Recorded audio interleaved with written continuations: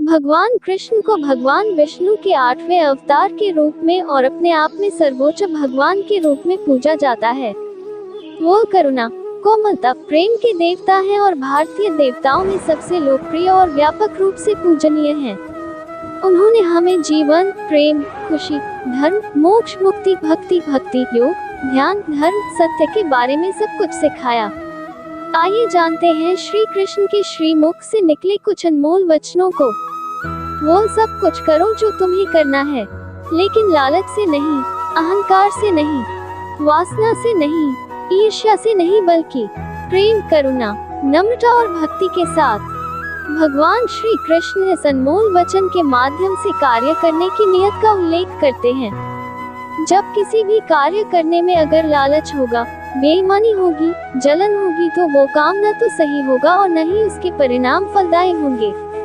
इसके अतिरिक्त जिस कार्य को हम पूरे मन से प्रेम पूर्वक करेंगे तो वो न सिर्फ हमारे लिए बल्कि समाज के लिए भी हितप्रद होगा।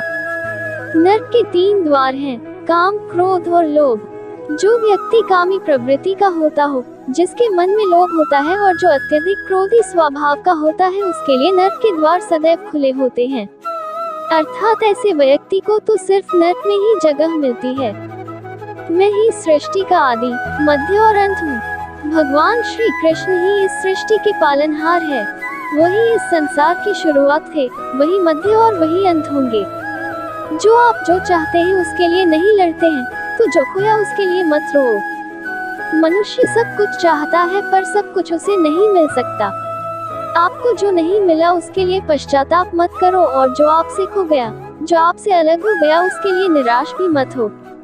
मैं सभी प्राणियों के हृदय में स्थित आत्मा हूँ। मैं सभी प्राणियों का आदि, मध्य और अंत भी हूँ। हर व्यक्ति श्री कृष्ण से जुड़ा है और श्री कृष्ण हर व्यक्ति से जुड़े हैं। वही हमारे आदि, मध्य और अंत है। ठंड या गर्मी, सुख या दर्द का अनुभव करें।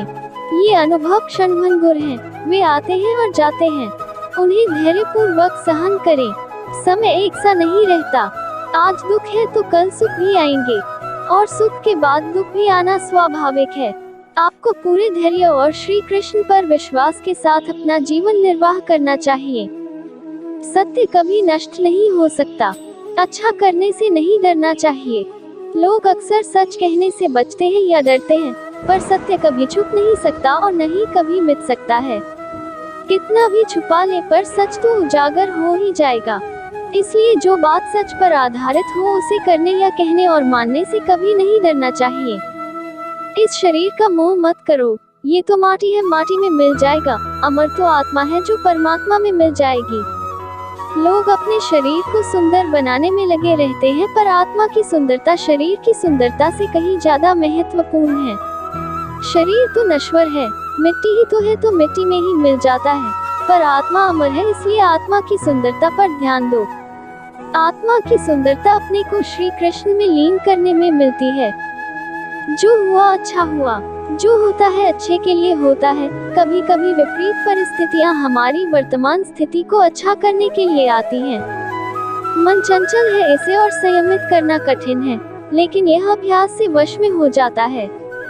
मन चंचल होता है, यह इधर उधर भागता है और किसी भी कार्य की एकाग्रता का दुश्मन है। लेकिन यदि यह व्यक्ति के वश में हो जाए तो इससे अच्छा कोई मित्र नहीं है। मन को एकाग्र करना जरूरी है, बस थोड़े से प्रयास और अभ्यास की जरूरत है। मेरे लिए न कोई घृणित है और न ही कोई प्रिय, न कोई निर्धन है और न ही कोई धनी। बस जो भक्ति भाव के साथ मुझे याद करते हैं, मैं उनका हूँ और वो मेरे कृष्ण को। श्री कृष्ण उन्हीं के हैं जो श्री कृष्ण के हैं। भगवान तो बस प्रेम भक्ति के भूखे हैं। जो भी उनकी भक्ति में लीन होता है, जो भी प्रेम से उन्हें याद करता है, वो सदैव उसका कल्याण करते हैं। मैं हमेशा तुम्हारे साथ और तुम्हारे आसपास रहता है, चाहे तुम कुछ भी कर रहे हो। जब भी आप कोई बुरा कार्य करते हो या अच्छा कार्य करते हो, आपको लगता है कि कोई देख नहीं रहा, तो यहाँ श्री श्री कृष्ण कहते हैं कि तुम जो कुछ भी कर रहे हो, मेरी दृष्टि सदैव तुम पर है। इसलिए आप यह मत समझे कि आप अकेले हैं, आपके साथ श्री कृष्ण सदैव हैं।